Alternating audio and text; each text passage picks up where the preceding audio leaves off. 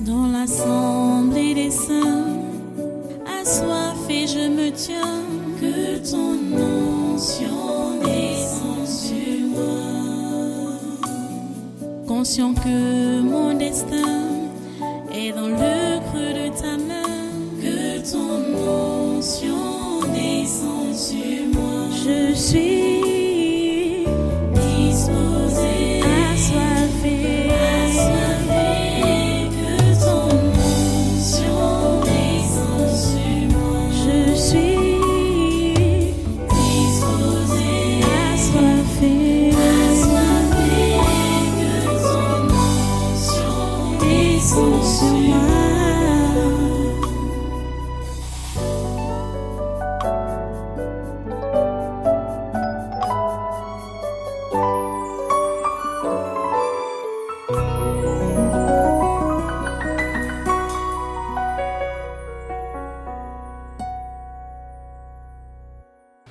Merci Jésus, à toi toute la gloire, tous les honneurs te reviennent, grand Jéhovah, pour tout ce que tu fais et pour tout ce que tu es. Reçois notre adoration, reçois nos louanges, éternellement. Amen. Amen. Voilà, pendant que vous êtes debout, prenez vos Bibles. Allons dans Luc au chapitre 4. Nous sommes toujours dans nos passages. On voit toujours la tentation de Jésus, les propositions qui lui venaient par ses pensées, par sa tête, pour voir la brillance, la splendeur, la gloire et tout ça là. Et nous sommes en train de voir que ce n'était pas un hasard que ce soit Jésus, que ce soit les enfants d'Israël,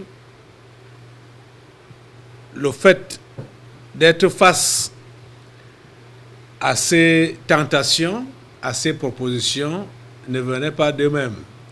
C'était dirigé par le Saint-Esprit. Luc chapitre 4. Prenons notre lecture à partir du premier verset jusqu'au verset 13. Jésus, rempli du Saint-Esprit, revint du Jourdain et il fut conduit par l'Esprit dans le désert, où il fut tenté par le diable pendant 40 jours. Il ne mangea rien durant ces jours-là, et après qu'ils furent écoulés, il eut faim. Le diable lui dit, « Si tu es fils de Dieu, ordonne à cette pierre qu'elle devienne du pain. » Jésus lui répondit, « Il est écrit, l'homme ne vivra pas de pain seulement. » Le diable, l'ayant élevé, lui montra en un instant tout le royaume de la terre et lui dit, « Je te donnerai toute cette puissance et la gloire de ces royaumes, car elle m'a été donnée, et je la donne à qui je veux. Si donc tu te prosternes devant moi, elle sera toute à toi. » Jésus lui répondit, « Il est écrit, tu adoreras le Seigneur ton Dieu et tu le serviras lui seul. » Le diable le conduisit encore à Jérusalem, le plaça sur le haut du temple et lui dit, « Si tu es fils de Dieu, jette-toi d'ici en bas, car il est écrit, il donnera des ordres à ses anges à ton sujet, afin qu'ils te gardent, et ils te porteront sur les mains, de peur que ton pied ne heurte contre une pierre. » Jésus lui répondit, « Il est dit, tu ne tenteras point le Seigneur ton Dieu. » Après l'avoir tenté de toutes ses manières, le diable s'éloigna de lui jusqu'à un moment favorable. Alléluia. Prions le Seigneur. Notre bon Père Céleste, nous te remercions pour ta parole de cet instant, ta parole de ce jour. ta parole du moment. Nous te remercions parce qu'elle est vraie. Nous te remercions parce qu'elle est actuelle. Nous te remercions parce que tu nous l'as fait comprendre.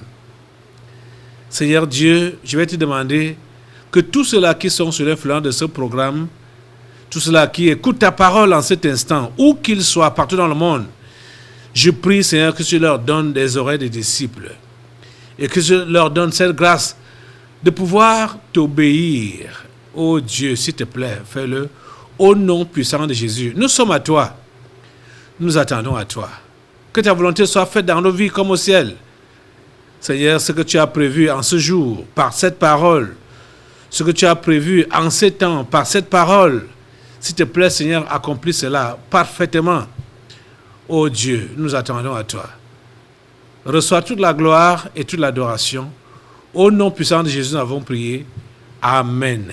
Amen. Prenez place. Asseyez-vous dans sa sainte présence. Et soyez tous les bienvenus au Tabernacle de la Liberté. Soyez tous les bienvenus à ce programme. Tous ceux-là qui nous regardent dans le monde entier, tous ceux-là qui nous écoutent ou qui lisent ce programme, quel que soit le moyen que vous utilisez pour être connectés à nous, vous êtes tous les bienvenus. Voilà, je suis en train d'insister depuis, je crois, 2 séances déjà, que ce que Jésus a connu comme tentation au désert, il y était conduit par le Saint-Esprit lui-même. Et j'aime bien les propos de Luc parce que Luc dit que non seulement Jésus était rempli du Saint-Esprit lui-même, mais il a été également conduit par le Saint-Esprit. Rempli du Saint-Esprit et conduit par le Saint-Esprit. Donc, comme si le Saint-Esprit jouait un double rôle, il est plein en lui et en même temps, il est devant lui pour le diriger, pour le conduire. Donc, ce n'était pas du hasard.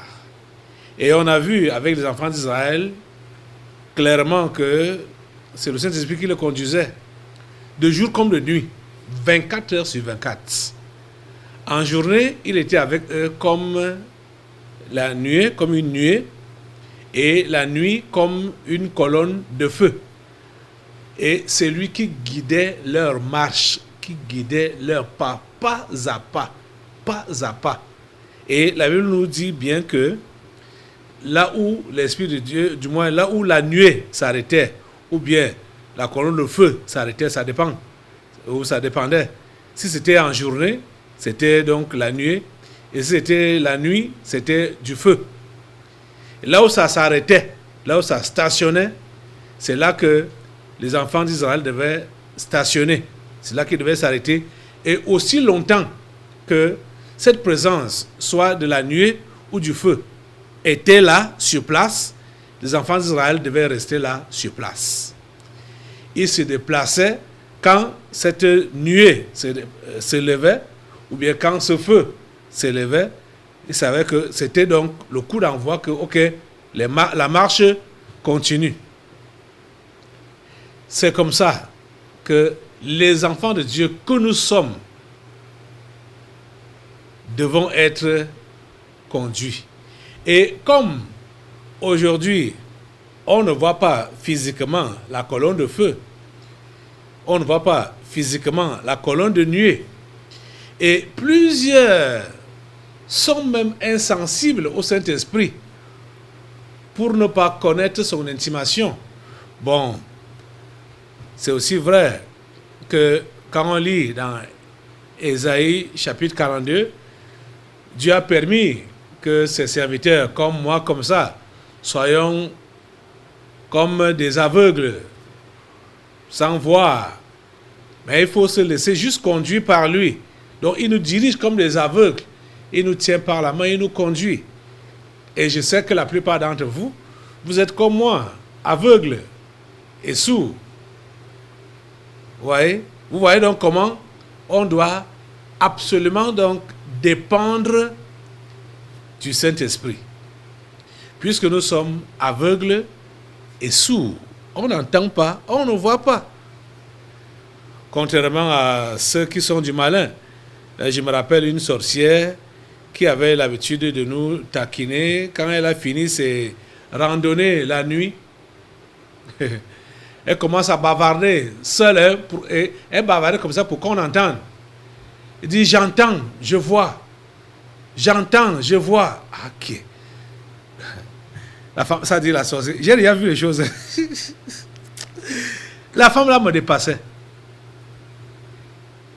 On pouvait l'entendre à des centaines de mètres. Je vous dis à des centaines de mètres. De loin, on l'entendait bavarder. Parfois, je croyais que c'était des querelles avec quelqu'un. Quand j'arrive, je dis, mais là, qu'est-ce qui se passe ici, là? La femme là bavardait avec qui? On me dit qu'elle bavardait seule. Je dis, je ne comprenais pas. Donc, la femme était tellement gênée qu'elle faisait sa sorcellerie et ça la dépassait, qu'elle n'arrive pas à nous avoir. Et il est arrivé un jour que Dieu puisse m'ouvrir les yeux. Moi aussi j'ai vu. Comme elle voyait, moi aussi j'ai vu. Et j'ai vu qui elle était, que c'était réellement une sorcière. C'est là que je suis allé en journée lui dire que si je te vois encore, je vais te couper la tête.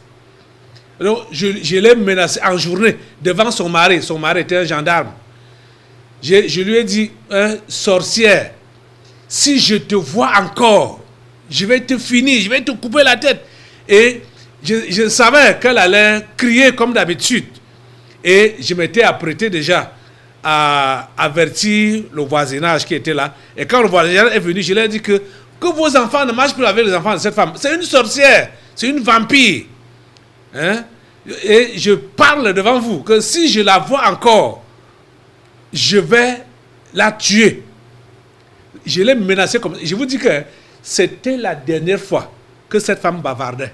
C'était la dernière fois que je l'ai même encore aperçue dans mes rêves. C'était fini comme ça là. Quand je l'ai menacée en plein jour là, c'était fini. Elle s'est tassée jusqu'à ce que son mari a été affecté. Ils sont partis, je ne sais pas où. Mais c'était fini comme ça là. Donc, elle ne cessait de le dire. Je vois, j'entends, je vois. Oh, machin. Moi, je ne vois pas. Je suis aveugle. Je suis sourd. Mais de temps en temps, il arrive que Dieu puisse m'ouvrir les yeux. C'est pourquoi je m'abandonne à son esprit. Je m'abandonne à son esprit. Et c'est ça que je vous demande aussi de faire. Vous abandonner à son esprit. Il faut vous abandonner à son esprit. L'enfant de Dieu doit s'abandonner à son esprit. Et quand bien même tu ne verrais pas et tu n'entendrais pas, si tu es réellement né de nouveau, comprends que c'est l'Esprit de Dieu qui te conduit. Et laisse-toi conduire par lui. Tu ne comprendras pas tout. Il ne t'expliquera pas tout. Il ne va pas te détailler tout. Il ne va pas te donner tous les détails. Mais laisse-toi diriger par lui. Parce que parfois, des événements vont arriver qui vont te pousser à poser des questions bêtes. Ne te pose pas ces questions-là.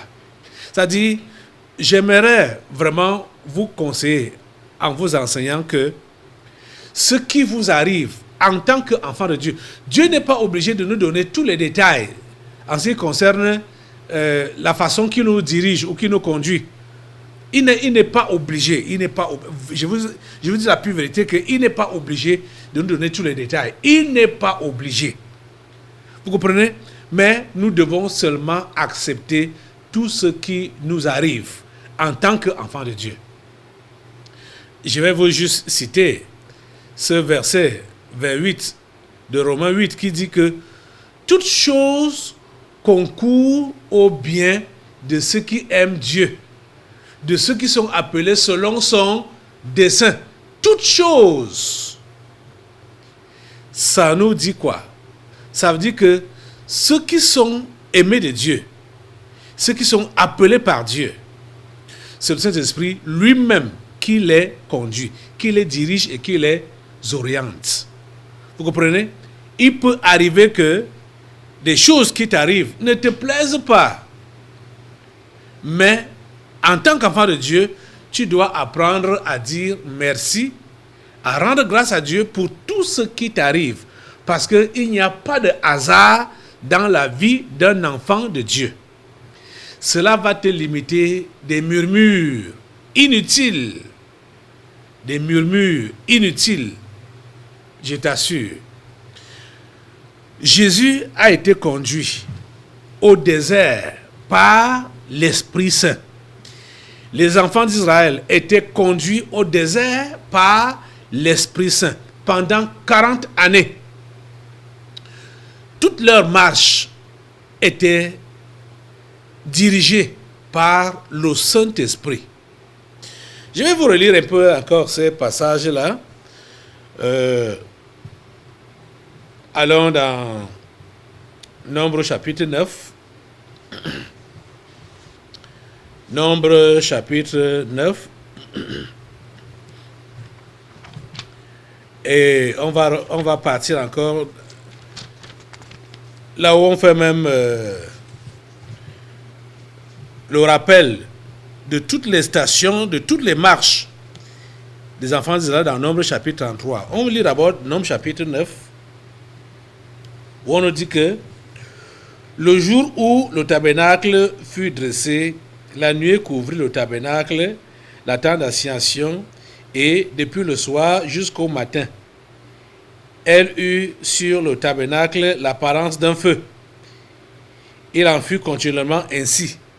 La nuée couvrait le tabernacle et elle avait de nuit l'apparence d'un feu. Quand la nuée s'élevait de dessus la tente, les enfants d'Israël partaient. Et les enfants d'Israël campaient dans le lieu où s'arrêtait la nuée. Les enfants d'Israël partaient sur l'ordre de l'Éternel et ils campaient sur l'ordre de l'Éternel. Ils campaient aussi longtemps que la nuée restait sur le tabernacle. Quand la nuée restait longtemps sur le tabernacle, les enfants d'Israël obéissaient au commandement de l'Éternel et ne partaient point. Ok, je vais aller maintenant dans le chapitre 33. Vous lire un peu quelque chose là-bas. Chapitre 33 des Nombres. Hein? Nombre chapitre 33.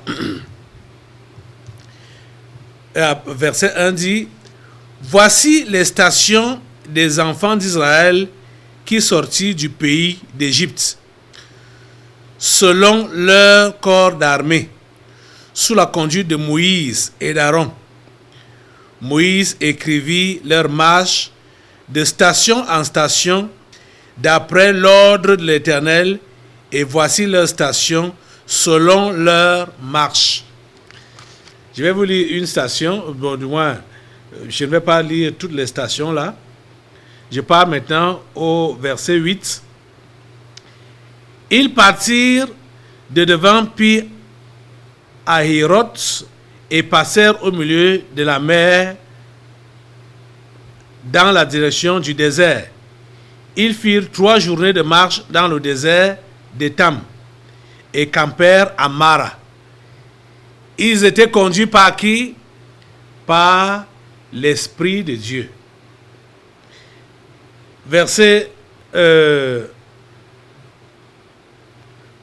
c'est l'histoire de Mara. Et je vais vous lire ce qui s'est passé à Mara. Mais avant ça, je vais aller au verset 14, Nombre 33. Ils partirent d'Alush et campèrent à Rephidim, où le peuple ne trouva point d'eau à boire. Ah, vous voyez? À Mara, il y a une histoire qui s'est passée là, et c'est l'Esprit de Dieu qui les a conduits là. Ils ont campé à Mara. Vous savez pourquoi ils ont donné le nom de Mara à l'endroit là? C'est parce que quand ils sont arrivés à cet endroit là, il y avait de l'eau. Mais l'eau là était amère. Parce que Mara signifie amertume. Amer. Et c'est l'Esprit de Dieu qui les conduisait. Et l'Esprit de Dieu les conduit où? À Mara. Vous savez, après avoir marché pendant 3 jours dans le désert, ils arrivent à un endroit, ils voient de l'eau, mais ils ne peuvent pas boire de l'eau. Pourquoi? Parce que l'eau est amère. Et ils sont conduits par qui? Ils sont conduits par l'Esprit de Dieu. Vous voyez un peu, non? C'est ça donc qui rend certains enfants de Dieu amers. C'est pourquoi certains enfants de Dieu sont pleins de murmures, pleins de critiques contre Dieu, pleins de murmures contre Dieu, pleins de doutes, pleins d'hésitations. C'est l'Esprit de Dieu qui les conduisait. Et l'Esprit de Dieu les conduit vers où? Vers... pas seulement vers. Les fait stationner où? Là où il y a de l'eau. Mais l'eau qui est comment? L'eau qui est amère. Et ils sont conduits par l'Esprit de Dieu. Notez cela. Notez cela très bien. Et on arrive au verset 14. Je suis un homme 33 toujours. Ils partirent d'Alouche et campèrent à Réphidim, où le peuple ne trouva point d'eau à boire. Là, il n'y avait même pas d'eau à boire. Il n'y avait rien. Pas d'eau à boire. Vous êtes en train de voir? Pas d'eau à boire. Et qui les a conduits là? C'était l'Esprit de Dieu. À quel endroit? Là où il n'y avait pas d'eau à boire. Vous êtes en train de voir ça? Ça paraît bizarre. Mais c'est comme ça que Dieu fait les choses. Vous savez, depuis l'année passée, quand les dirigeants du monde ont mis sur pied leur mensonge du corona, avec tout ce qui est autour de ça, et le Seigneur n'a pas tardé de nous dévoiler tous leurs mauvais plans. Et non seulement ça, en anéantissant tout ce qu'ils avaient programmé et tout ce qu'ils sont en train de programmer. Mais on est en train d'entendre, j'entends, et Dieu entend, comment certains de ses enfants se plaignent que depuis donc qu'il y a eu ces délivrances, depuis qu'il y a eu ces déclarations, parce qu'il y a eu des prédications, des enseignements avec des déclarations, que depuis qu'il y a eu donc des déclarations, depuis qu'il y a des délivrances prophétiques, pourquoi est-ce que les choses n'ont pas changé? Pourquoi l'accélération des méchants ne fait que avancer? Pourquoi il n'y a pas d'arrêt? Pourquoi les choses ne font que s'empirer? Ça, c'est les questions que des incrédules peuvent vous poser. Mais je peux vous confirmer que l'Esprit de Dieu est au contrôle dans cette affaire. Dans notre contexte actuel, l'Esprit de Dieu n'a pas perdu le contrôle. Même si vous entendez n'importe quelle annonce, même si vous entendez n'importe quoi, vous ne devez pas paniquer. Parce que Dieu est au contrôle. Écoutez, je vais d'abord vous lire la première histoire, du moins le commentaire du verset 8 de Nombre 33 que j'ai lu là, comment ils se sont arrêtés à Mara, donc l'histoire de Mara. Allons dans Exode chapitre 15. Allons dans Exode chapitre 15. Exode chapitre 15. Vous appelez souvent Dieu le Dieu des miracles, non? Vous chantez même souvent les chants qui tournent autour de ça. Il est le Dieu des miracles. Il est le Dieu des miracles. Et beaucoup de gens, beaucoup d'entre vous là, vous chantez souvent ça et vous dansez, vous bougez juste peut-être parce que la mélodie est bonne aux oreilles, et tout ça là, mais vous ne croyez pas que c'est vraiment un Dieu des miracles. Il faut comprendre une chose. Si vous n'êtes pas dans une situation compliquée, dans une situation qui demande le miracle, vous ne pouvez pas voir le Dieu des miracles. Vous comprenez? Vous ne pouvez pas l'expérimenter. Vous ne pouvez pas l'expérimenter. Quand vous chantez ça, vous dites, il a délivré Daniel, il a délivré Jonas, il a délivré il a sorti Lazare du tombeau, machin. vous alors, il va vous faire ça quand? Hein? Comment est-ce que vous pourrez témoigner qu'il est Dieu des miracles pour votre situation si vous n'êtes pas dans une situation compliquée? Vous êtes en train de comprendre ça? Oh mon Dieu. Exode chapitre 15. Exode chapitre 15, à partir du verset 22.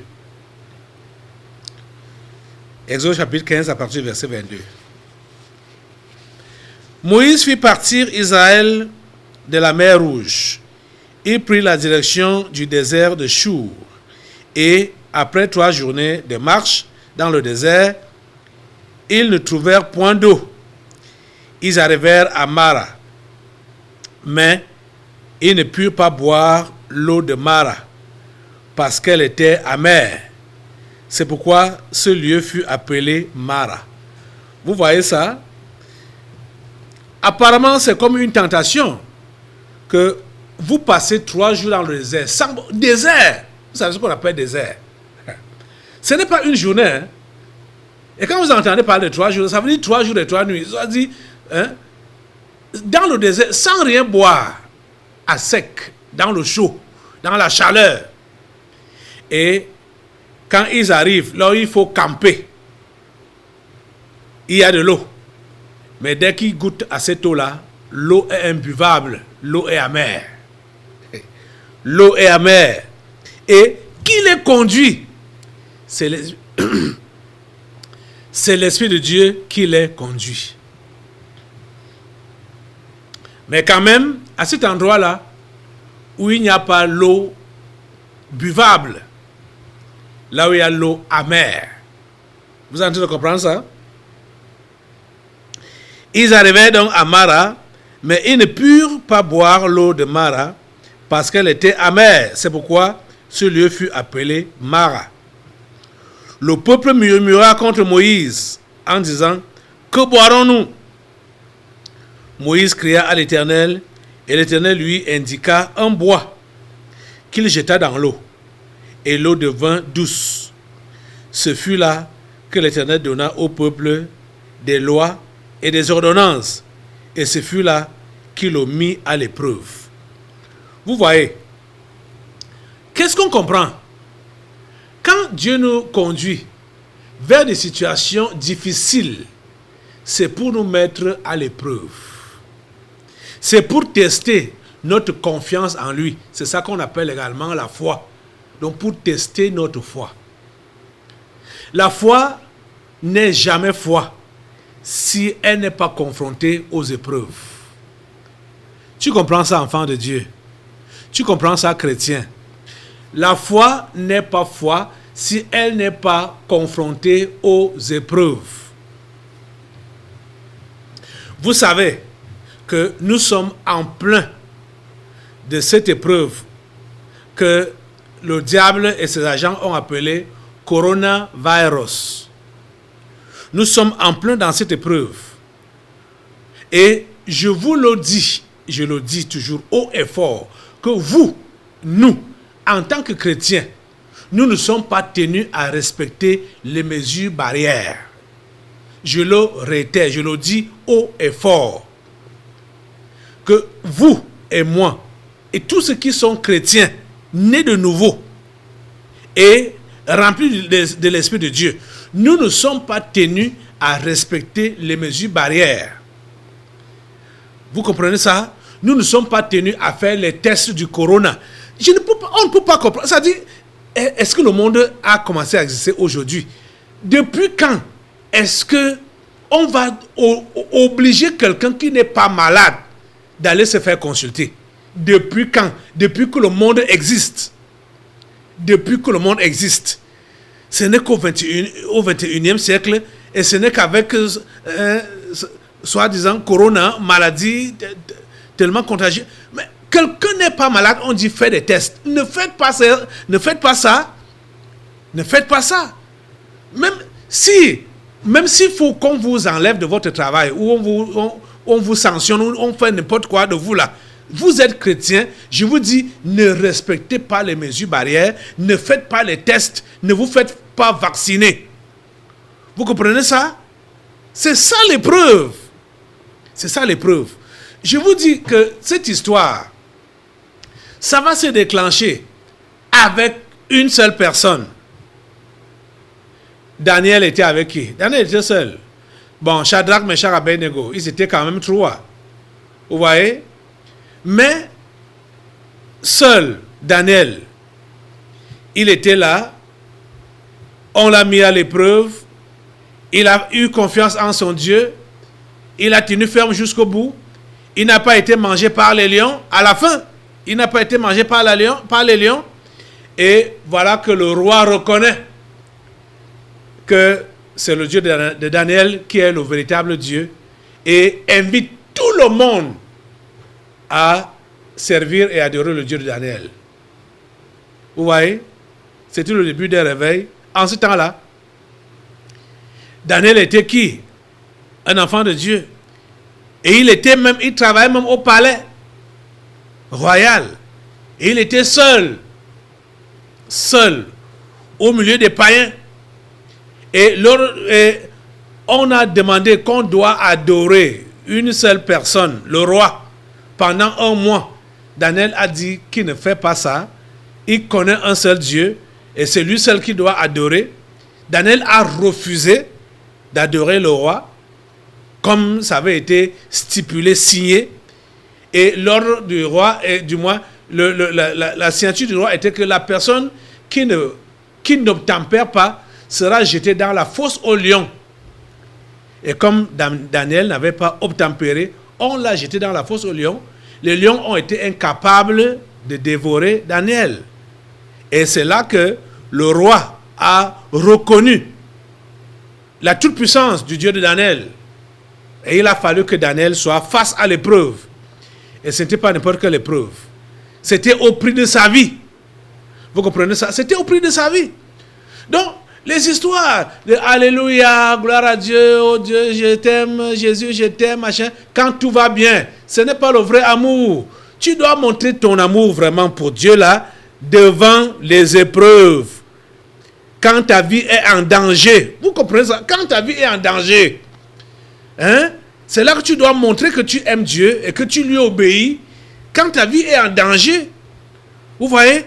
Et Dieu permet que nous puissions passer par des petites épreuves, comme ce que les enfants d'Israël ont expérimenté ici, là. Juste la soif. Et devant la soif, on présente quoi? L'eau amère. Est-ce que vous savez que si les enfants d'Israël avaient compris que c'est Dieu qui les conduisait, quand ils sont arrivés au niveau de ces eaux amères, ils disaient, ok, comme c'est Dieu qui nous a conduits ici, merci Seigneur parce que c'est ça que tu as trouvé bon de nous donner comme de l'eau. Ils buvaient, cette eau-là n'allait pas être amère dans leur bouche. Ça n'allait pas être amer. Mais ils sont venus et dès qu'ils ont bu de l'eau, ils ont d'abord marché pendant 3 jours. Ils voient, on leur dit que c'est ici que vous campez. Ils voient de l'eau, ils veulent boire, c'est amer. Ils disent, oh vraiment, c'est toujours Dieu qui nous conduit comme ça là. C'est toujours son esprit qui nous conduit comme ça là. C'est toujours la délivrance là, hein, de la servitude. C'est toujours la délivrance pour souffrir comme on souffre là. Non. Ça ne vaut pas la peine. Dieu, ça en est trop. Hein? Après 3 jours de marche dans le désert, après toute cette souffrance, après toutes ces peines, non. Et maintenant là, on ne peut pas trouver de l'eau douce à boire. Non. Ils ont commencé à murmurer directement. Ils ont commencé à murmurer. Et c'est comme ça donc que la plupart d'entre nous, nous sommes. Juste quand nous sommes confrontés aux petites épreuves, et Dieu veut nous éprouver, il vous voit comment on va réagir. C'est là que nous montrons notre incrédulité. Vous êtes en train de comprendre ça? Pourtant, c'est son esprit qui nous conduit. Je vous dis que Dieu n'a jamais été absent dans ce monde depuis que Satan et ses agents ont commencé même à planifier le coronavirus et ont lancé le coup d'envoi en novembre-décembre 2019. Et Ils ont maintenant demandé à toutes les nations du monde de faire le relais en mars 2020. Dieu n'a jamais été absent. Avec tout ce qui s'est passé, tout ce qu'ils ont mis en place comme mesure barrière, avec la programmation du vaccin, donc pour pousser les humains, Dieu n'a jamais été absent. Je vous dis, les histoires de confinement, déconfinement, reconfinement, mesures barrières, non-port obligatoire du masque, port obligatoire du masque, respect des mesures barrières, machin, tout le cinéma qui s'est joué par ces dirigeants du monde, Dieu n'a jamais été absent. Dieu est présent, toujours présent. Il regarde, il observe tout ce qui se passe. Mais ce qui l'intéresse, ce n'est pas le cinéma, le théâtre que ces dirigeants du monde jouent là-bas. Ce n'est pas ça qui intéresse Dieu. Ce qui intéresse Dieu quand il observe, c'est toi qui es son enfant. C'est toi que Dieu observe. Je vais voir comment tel va agir, comment tel va réagir. Tu peux donner ton nom à la place. Quand Dieu observe les mouvements qui se passent dans le monde, à l'heure actuelle, je dis depuis fin 2019, jusque tout au long de 2020 et l'entame de 2021, Dieu sait, il savait déjà à l'avance ce que le diable et ses agents allaient faire. Mais il est en train d'observer ce que toi, son enfant, tu vas faire. Il observe. Il observe. Qu'est-ce que tel va faire? Mets ton nom dedans. C'est qui Victoire? Qu'est-ce que Victoire va faire? Qu'est-ce que Viviane va faire? Qu'est-ce que Mills va faire? Qu'est-ce que... Il observe. Tu t'appelles comment? Anne. Qu'est-ce que Anne va faire? Les voilà qui sont en train de jouer leur théâtre là-bas dehors. Mais je sais, je les connais déjà. Mais voilà mon enfant qui est au milieu d'eux. Et qui sait ce que je demande de lui? Qu'est-ce que lui va faire? C'est comme ça que Dieu regarde. Et c'est comme ça qu'il observe pour voir comment tu vas réagir. Quelle sera ta réaction face à tout ce cinéma? Dans l'assemblée des saints, assoiffé je me tiens, que ton onction descende sur moi. Conscient que mon destin est dans le creux de ta main, que ton onction descende sur moi. Je suis disposé